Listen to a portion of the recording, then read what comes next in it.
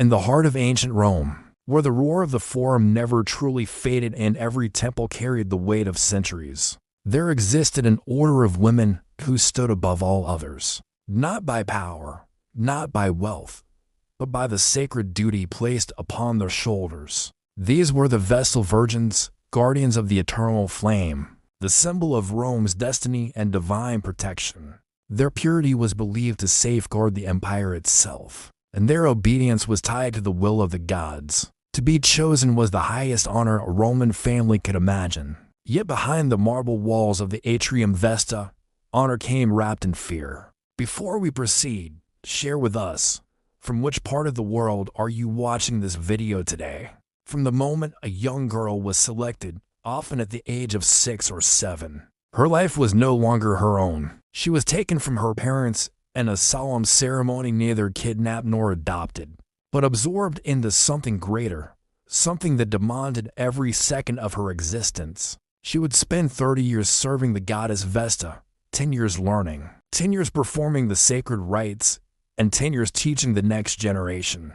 During that time, the rules were absolute. She could not marry. She could not form romantic attachments. She could not even allow herself to be rumored to have broken her vow. The slightest shadow of suspicion was enough to change her life forever. Rome admired the Vestals publicly, showering them with privileges no other women enjoyed. They traveled in elite carriages, sat in special seats at games, and even had the power to free condemned prisoners simply by touching them. But beneath that admiration was an unspoken truth. The same society that praised them also feared them. For Romans believed that should a Vestal break her vow of purity, the gods would unleash catastrophe, failed harvests, military defeat, famine, or plague. And so, the responsibility placed on these young women was crushing. Every gesture, every step, every moment of silence or hesitation could be interpreted as a sign of guilt.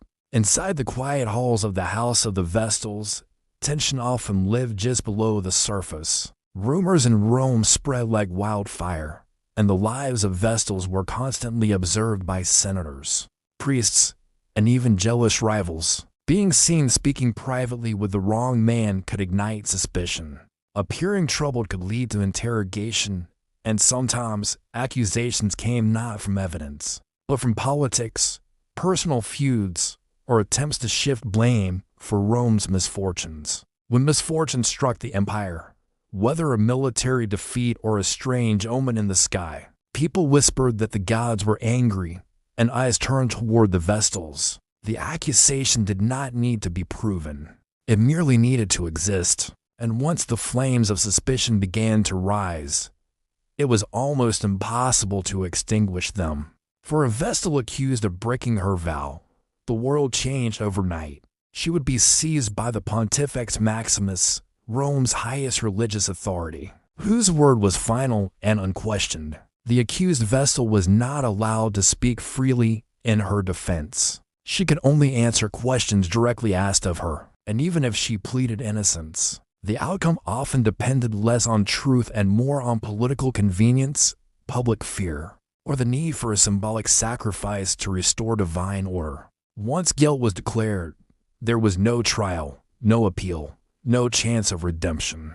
The punishment had already been prescribed centuries earlier, a decree believed to come from the goddess herself. Because Vestals were sacred and could not be harmed by blades, fire, or physical force, Rome devised a method that they believed preserved divine law while still enforcing mortal justice. Yet everyone knew the truth.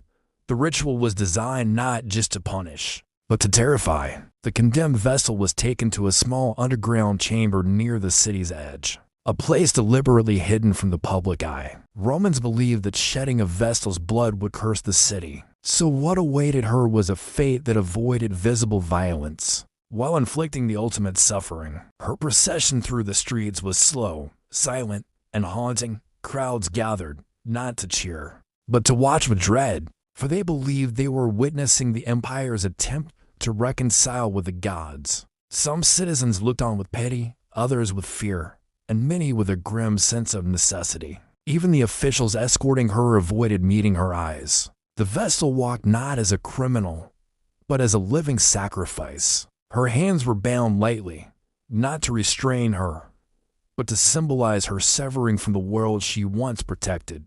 Her veil was pulled low over her face, hiding the anguish that even Rome's rituals could not mask. The air around her felt heavy, as though the entire city held its breath, waiting to see whether the gods would accept the offering. Inside the chamber prepared for her, a small couch, a lamp, a loaf of bread, and a jug of water were placed, not as acts of mercy, but as a legal gesture. Rome told itself that she was not killed. She was merely withdrawn from the world, left to the judgment of the divine. But every Roman knew what the true outcome would be. The door would be sealed, and silence would swallow everything.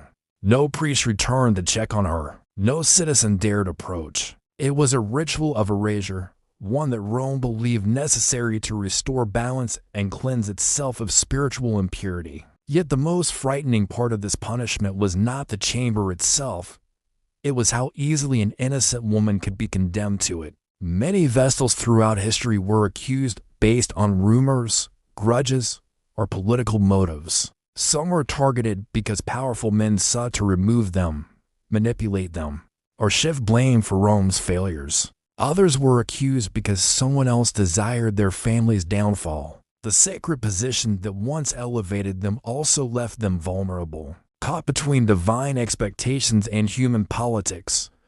But burial was not the only punishment. Whispered about in Rome, there were darker rumors of private interrogations carried out behind temple walls, of secret rooms where confessions were forced, of ceremonies designed to humiliate and break the spirit. Before the final sentence was given, whether these stories were real or exaggerated, they served a purpose. They kept the remaining Vestals obedient, fearful, and perfectly aware that their lives hung by the thinnest thread. And so the question remained, in a city where the fate of the empire supposedly depended on their purity, were the Vestals honored guardians of Rome or prisoners of a divine expectation no human could truly fulfill? The fear surrounding the Vestals grew even stronger during times of crisis. Whenever Rome faced an unexpected disaster, the search for someone to blame circled back to them. It was easier to accuse a silent woman within temple walls than to confront political failure or military incompetence. And so, even the most devoted Vestal could find herself at the center of a storm she never caused. Every whisper, every sideways glance, every unexplained omen became a thread woven into a narrative that had already been decided for her. Those who lived within the Atrium Vesta understood this terrible truth. They performed their rituals with steady hands, but their eyes often carried a quiet awareness, the knowledge that a single accusation could turn their lives into a living nightmare. They walked carefully, spoke cautiously, and trusted few. Even friendships between Vestals were fragile, for they all knew that closeness could be twisted into suspicion. A simple embrace or private conversation could spark a rumor that spread far beyond the temple. The most terrifying part was how normal everything seemed on the surface. The house of the Vestals was beautiful, adorned with marble columns, fountains, gardens, and statues that celebrated centuries of devotion. Visitors from across the empire saw peace, serenity, and light, but beneath the beauty, the shadow of punishment lingered. The walls were thick not only to block noise from the forum, but to contain secrets. Secrets of fear, obedience, and the constant pressure to embody perfection. Some Vestals endured this pressure with quiet resilience, dedicating their lives fully to the rituals and trusting that the goddess would protect them. Others struggled beneath the weight of expectation, wondering whether they were truly serving the divine or simply imprisoned by tradition. A few, driven by loneliness or the human desire for connection, risked everything for a moment of forbidden companionship. And for that single act, no matter how brief or sincere, the consequences were catastrophic. The stories of condemned Vestals echoed throughout Roman history. One was accused after being seen speaking this softly with a young soldier. Another was denounced by a political rival who wanted to weaken her powerful family. Some were accused without a single witness. The gods, had spoken through omens, and that alone was considered proof. Each story ended the same way: a procession through the silent streets, a sealed chamber, and a name erased from memory. Yet there was an even darker layer beneath the official rituals, one Rome rarely acknowledged.